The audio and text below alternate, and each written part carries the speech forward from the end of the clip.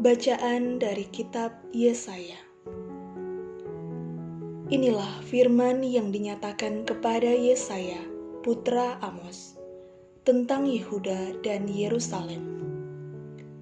Pada hari-hari yang terakhir akan terjadilah hal-hal ini. Di atas gunung-gunung dan menjulang tinggi, di atas bukit-bukit.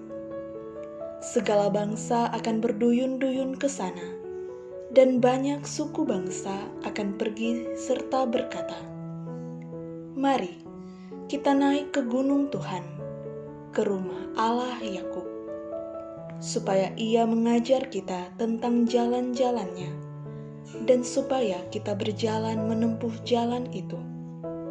Sebab dari Sion akan keluar pengajaran, dan dari Yerusalem akan keluar sabda Tuhan.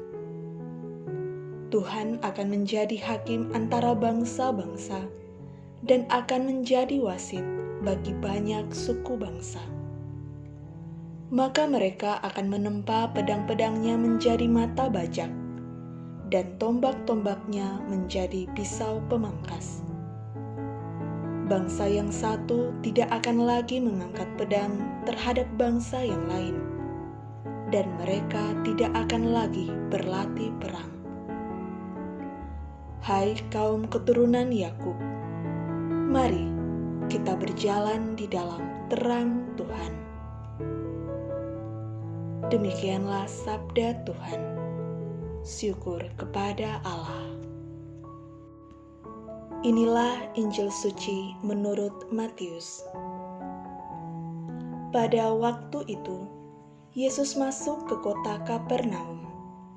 Maka datanglah seorang perwira mendapatkan dia dan mohon kepadanya, "Tuan, hambaku terbaring di rumah karena sakit lumpuh, dan ia sangat menderita."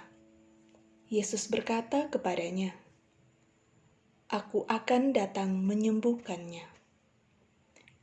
Tetapi perwira itu menjawab, "Tuan, aku tidak layak menerima Tuan di dalam rumahku. Katakan saja sepatah kata, maka hambaku itu akan sembuh. Sebab aku sendiri seorang bawahan, dan di bawahku ada pula prajurit. Jika aku berkata kepada salah seorang prajurit itu, 'Pergi,' maka ia pergi. Dan kepada seorang lagi, 'Datang,' maka ia datang.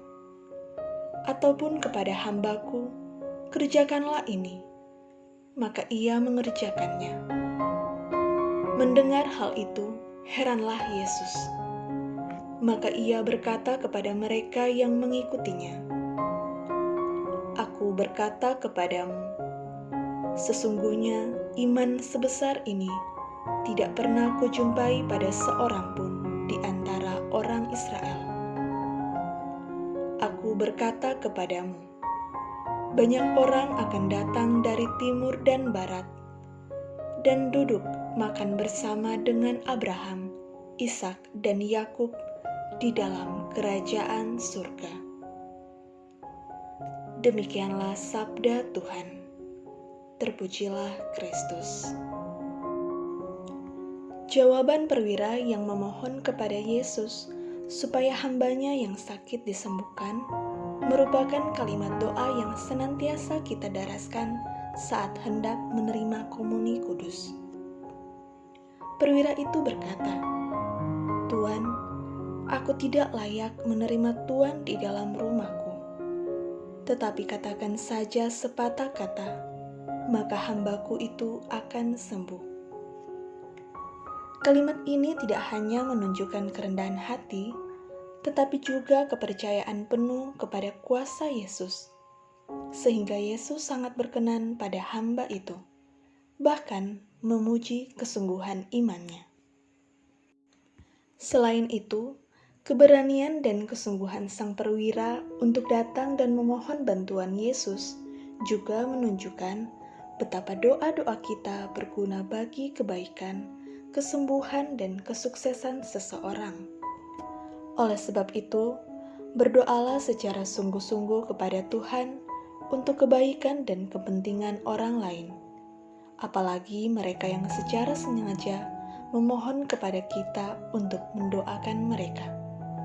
Jangan hanya menjanjikan doa lewat media sosial, tetapi berdoalah tanpa menunda-nunda dan sungguh-sungguh, karena sesama kita membutuhkannya. Mari saling mendoakan sehingga kita semua berjalan dalam terang Tuhan.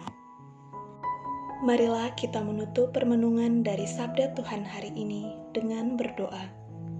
Dalam nama Bapa dan Putra dan Roh Kudus. Amin. Allah Bapa yang Maha Rahim, kami datang ke hadirat-Mu dengan penuh syukur atas kasih dan penyertaan-Mu dalam hidup kami.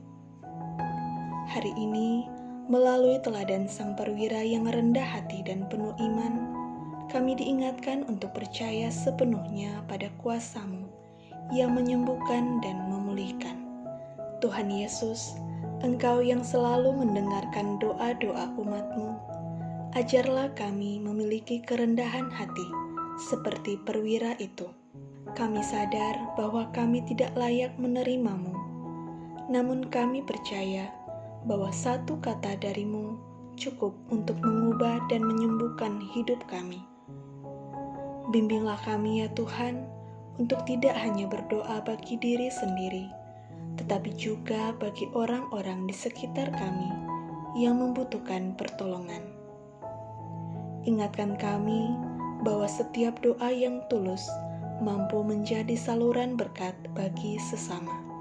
Ajarlah kami berdoa dengan hati yang sungguh tanpa menunda-nunda, terutama bagi mereka yang secara khusus meminta dukungan doa kami.